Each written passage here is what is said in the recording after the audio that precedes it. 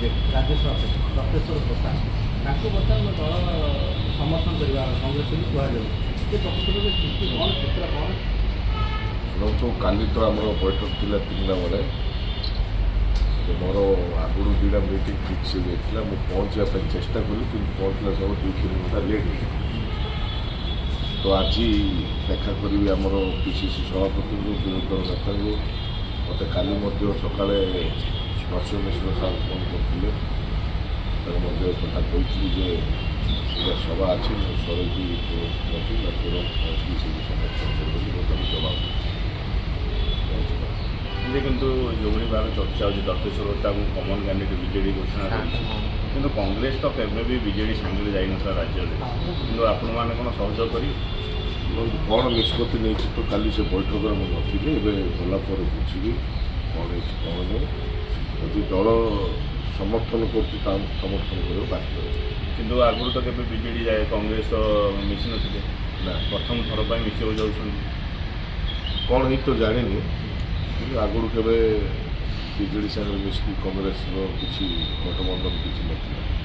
ମୁଁ କ'ଣ ଚିନ୍ତାଧାରାରେ କରୁଛନ୍ତି କ'ଣ ନାହିଁ ମୁଁ ଠିକ୍ ଭାବେ ଜାଣିନି। ଏବେ ଗଲା ପରେ ବୁଝାସୁଝା କିନ୍ତୁ କରିବି। ଯାହା ବିରୋଧୀ ଦଳ ନେତା ଯାହା ଆପଣଙ୍କର କଂଗ୍ରେସ ବିଧାୟକ ନେତା ଯାହା କହୁଛନ୍ତି ଏବଂ ଗତକାଲି ଯେଉଁ ବୈଠକ ପରେ ଯାହା ସହମତି କରିଛନ୍ତି ଯେ ଆପଣ ଦପ୍ତେଶ୍ୱର ହୋତାଙ୍କୁ ସପୋର୍ଟ କରୁଛି କଂଗ୍ରେସ ସମର୍ଥନ ଦେବ ଏବଂ ଗୋଟେ ସେଟ୍ ମଧ୍ୟ ଫାଇଟ୍ କରାଯିବ, ଆପଣ ସହମତ ଏ କଥା ନିଷ୍ପତ୍ତି?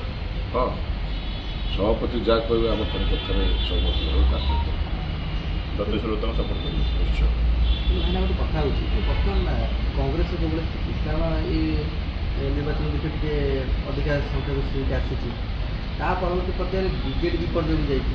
ଯଦି ଏଭଳି ନିଷ୍ପତ୍ତି ନିଆଯାଏ ଯେ ବିଜେଡ଼ି କ୍ୟାଣ୍ଡିଡେଟ୍କୁ ଆପଣ ସମର୍ଥନ କରିବେ, ତାହେଲେ ରାଜ୍ୟରେ କଂଗ୍ରେସର ସ୍ଥିତି ମଜବୁତ ହେବ ନା ଆଉ ଟିକେ ଦୁର୍ବଳ ହେଇଯିବ? ଶୁଣନ୍ତୁ, ରାଜ୍ୟ କଂଗ୍ରେସର ଯେଉଁ ସ୍ଥିତି ତ ବହୁତ ବର୍ଷ ହେଲା କ୍ଷମତାରେ ନାହାନ୍ତି।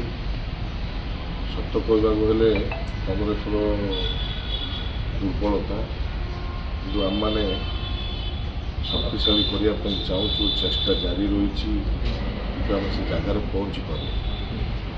କିନ୍ତୁ ସଂଗ୍ରାମ ଚେଷ୍ଟା ଜାରି ରହିଛି। ଆମର ଆଶା ଅଛି 2029ରେ ଯେ ଭଲ ପ୍ରଦର୍ଶନ କରିବୁ, ପଞ୍ଚାୟତ ନିର୍ବାଚନରେ ଭଲ ପ୍ରଦର୍ଶନ କରିବୁ ଏବଂ କଂଗ୍ରେସ ଦଳ ସରକାରକୁ ଆସିଲା ଭଳି ଚେଷ୍ଟା ଚାଲିଛି ଆଉ କାମ ମଧ୍ୟ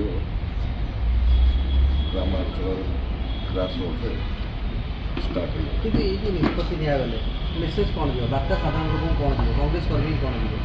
ଶୁଣନ୍ତୁ, ଇଏ ତ ରାଜନୀତି ଦଳ କେବେ କିଏ ପଡ଼ିନଥାଉଛି, କେବେ କେଉଁଠି ଗଠବନ୍ଧନ ହେଉଛି, ଅନେକ ଷ୍ଟେଟ୍ରେ ହେଇଛି ଏବଂ ଦେଶର ମଧ୍ୟ ବିଭିନ୍ନ ଜାଗାରେ ଏହି ପ୍ରକାର ହେଇଛି। କ'ଣ ନିଷ୍ପତ୍ତି ନେଇଥିବେ ମୁଁ ତ ଜାଣିନି। ଗଲା ପରେ ବସିବି ଯେ କ'ଣ ହେଇଛି କ'ଣ ନାହିଁ ବୁଝାସୁଝା କରିବି। କିନ୍ତୁ ଯେଉଁ ବିଜେଡ଼ି ଆପଣଙ୍କୁ ଏତେ ତଳିତଳାନ୍ତ କରିଥିଲା କଂଗ୍ରେସକୁ ଭାଙ୍ଗିବା, ଯେଉଁ ବିଜେଡ଼ି ଅଧିକ କାର୍ଯ୍ୟ କରିଛି ସେ ଦଳ ସାଙ୍ଗରେ ଆପଣ ଯିବେ? ସରକାରରେ ଥିଲେ, କ୍ଷମତାରେ ଥିଲେ ତ ମୋତେ ଭଲ ନାହିଁ, ଏମିତି ଅନେକ ଲୋକଙ୍କୁ ଏପରି କରୁଥିଲେ। ସେ ଲୋକମାନେ ଆଜି ଯେଉଁମାନେ ସଂଗ୍ରାମୀ, ଯେଉଁମାନେ ଲଢ଼ୁଆ ଲୋକ ତାଙ୍କର କିଛି କରିପାରିନଥିଲେ, ତାଙ୍କୁ ବିଭିନ୍ନ ପ୍ରକାର ହଇରାଣ ହରକତ କରୁଥିଲେ, କିନ୍ତୁ ତାଙ୍କେ ନିଜ ଦମରେ ଠିଆ ହେଇକି ଏବେ ଯାଇ ଠିକ୍ଠାକ୍ ଆପଣଙ୍କ ଉପରେ ତ 100 କେସ୍ ଲାଗିଥିଲା, ଦେଇଥିଲେ। ଗୋଟେ ସମୟ ଥିଲା। ଆପଣ ତାଙ୍କ କ୍ୟାଣ୍ଡିଡେଟ୍ ସମର୍ଥନ ଦେବେ? ଦଳ ଆମ ଦଳ କଂଗ୍ରେସ ଦଳ ଯାହା କହିବେ ଆମେ ଏକମତ ହୋଇ କାର୍ଯ୍ୟ କରିବୁ। ଭାଇନା ଆପଣ 24 ବର୍ଷରେ ଆପଣଙ୍କୁ ହଇରାଣ କରିଥିଲେ ବହୁତ, ସେଇ କ୍ୟାଣ୍ଡିଡେଟ୍ ଦେଇଛନ୍ତି, ସେ ଆପଣ କେମିତି ସମର୍ଥନ କରିବେ? ହଇରାଣ ତ ହେଉଛନ୍ତି, ଯିଏ ସରକାରରେ ଥାନ୍ତି ବିଭିନ୍ନ ପ୍ରକାର ବିରୋଧୀ ଦଳ ଲୋକ ହଇରାଣର ସାମ୍ନା କରିବାକୁ ପଡ଼ୁଛି ଏବଂ ହଇରାଣ ମଧ୍ୟ ବିଭିନ୍ନ ଲୋକ ହେଇଥାଉଛନ୍ତି। ତା ବୋଲି ଦଳ ଯୋଡ଼ା ନିଷ୍ପତ୍ତି ନେବ ତା ପାଇଁ ଆମେ କାର୍ଯ୍ୟ କରିବା ପାଇଁ ବାଧ୍ୟ। ମାନେ ଆଉ ଗୋଟେ କଥା ଅଛି ଯେ ଆପଣ ବିଧାନସଭାରେ ଲଢ଼ୁଛନ୍ତି ଯେ ବିଜେଡ଼ି ବିଜେପି ଏକ ହେଇକି ଅଛନ୍ତି, ସେଇ ବିଜେଡ଼ି ସହିତ ଆପଣ କେମିତି ଗଠବନ୍ଧନ କରିବେ, ଏଇଟା ବାର୍ତ୍ତା ଗୋଟେ ଭୁଲିଯିବନି? ଶୁଣନ୍ତୁ, ଆପଣମାନେ ବୁଲେଇ ବାଙ୍କେଇ ଯେଉଁ ପଚାରୁଛନ୍ତି ମୁଁ ବୁଝିପାରୁଛି, କାରଣ ଦଳର ଷ୍ଟାଣ୍ଡକୁ ଧରିକି ଆମେ କାର୍ଯ୍ୟ କରିବାକୁ ବାଧ୍ୟ।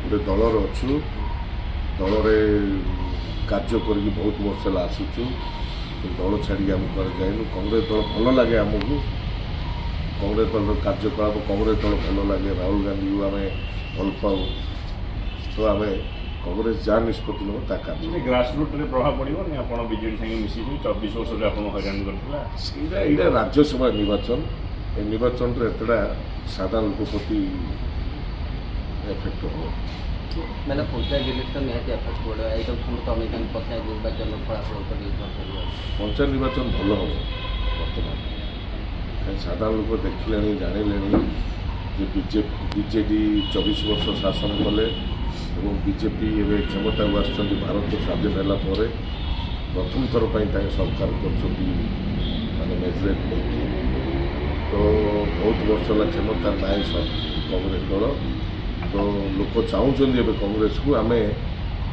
ତାକୁ ମ୍ୟାନେଜମେଣ୍ଟ କରିକି ଆଣିପାରିବାର ଅଛି ଯାଉଛି